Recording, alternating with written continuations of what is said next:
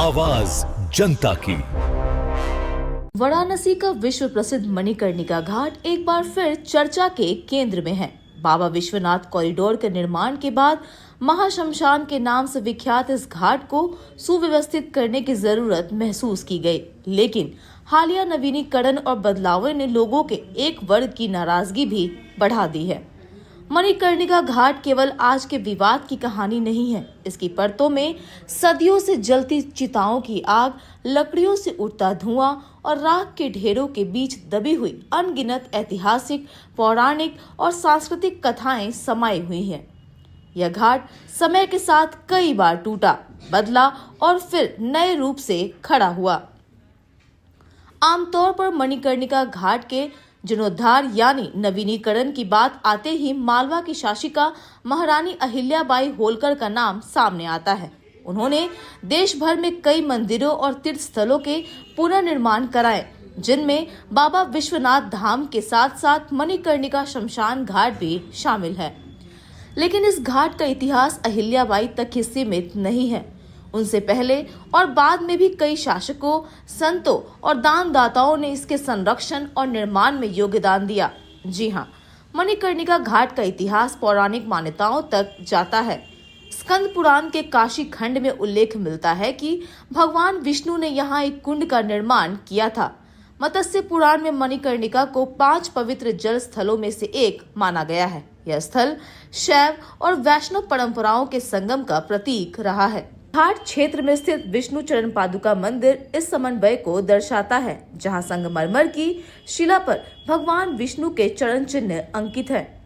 पौराणिक मान्यताओं के अनुसार भगवान विष्णु ने भगवान शिव को प्रसन्न करने के लिए यहाँ लगभग 5 लाख वर्षों तक तपस्या की थी। तपस्या से प्रसन्न होकर शिव यहीं निवास करने लगे। इसी कारण इस क्षेत्र में उत्तर दिशा में विष्णु क्षेत्र और दक्षिण दिशा में शिव क्षेत्र स्पष्ट रूप से पहचाने जाते हैं। काशी खंड अध्याय 26 श्लोक 119 से 122 में मणिकर्णिका घाट का विस्तृत वर्णन मिलता है। तो वहीं पौराणिक ग्रंथों के अलावा ऐतिहासिक अभिलेख भी मणिकर्णिका घाट की प्राचीनता की पुष्टि करते हैं। 5वीं शताब्दी में गुप्तकालीन अभिलेखों में इस घाट का उल्लेख मिलता है। घाट की पत्थर की सीढ़ियां 1303 ईस्वी में बनाई गई थी। हालांकि इनके निर्माणकर्ता का स्पष्ट उल्लेख नहीं मिलता। मुगल काल में भी स्थानीय शासक, राजा और जमींदार गुप्त दान के माध्यम से बाबा विश्वनाथ मंदिर और मणिकर्णिका घाट का रखरखाव कराते रहे। बाहरी आक्रांताओं के हमलों से वाराणसी भी अछूती नहीं रही। 1664 ईस्वी का हमला सबसे उल्लेखनीय माना जाता है। इतिहासकार यदुनाथ सरकार ने अपनी पुस्तक a history of Dashnami Naga सन्यासी में उल्लेख किया है कि उस दौरान नागा सन्यासियों ने मुगल बादशाह औरंगजेब की सेना का डटकर सामना किया। यह संघर्ष सुबह से शाम तक चला और अंततः मुगल सैनिकों को पीछे हटना पड़ा। लेखक जेम्स जी की एक किताब में भी वाराणसी पर हुए हमले और नागा साधुओं के प्रतिरोध का जिक्र मिलता है। इन संघर्षों में मणिकर्णिका घाट को भी नुकसान पहुंचा।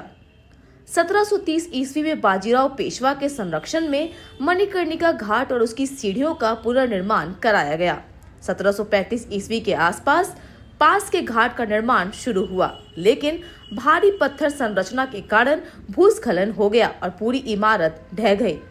उस अधूरे निर्माण का एक हिस्सा आज भी देखा जा सकता है। 1791 ईस्वी में महारानी अहिल्याबाई होलकर ने मणिकर्णिका घाट का व्यापक पुनर्निर्माण कराया और इसे व्यवस्थित स्वरूप दिया।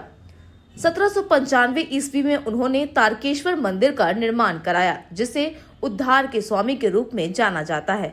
मान्यता है कि यही शिव स्वरूप मृत आत्मा को तारक मंत्र देकर मोक्ष प्रदान करता है।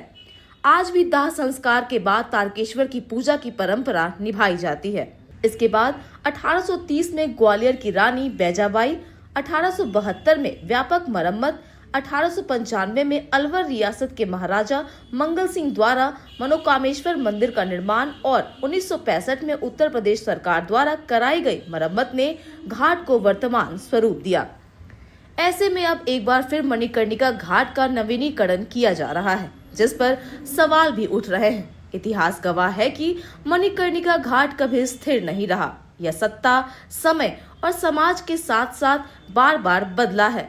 असली सवाल यही है कि इस बार बदलाव की प्रक्रिया में आस्था, परंपरा और आधुनिकता के बीच संतुलन कैसे साधा जाएगा। फिलहाल तो इस रिपोर्ट में इतना ही।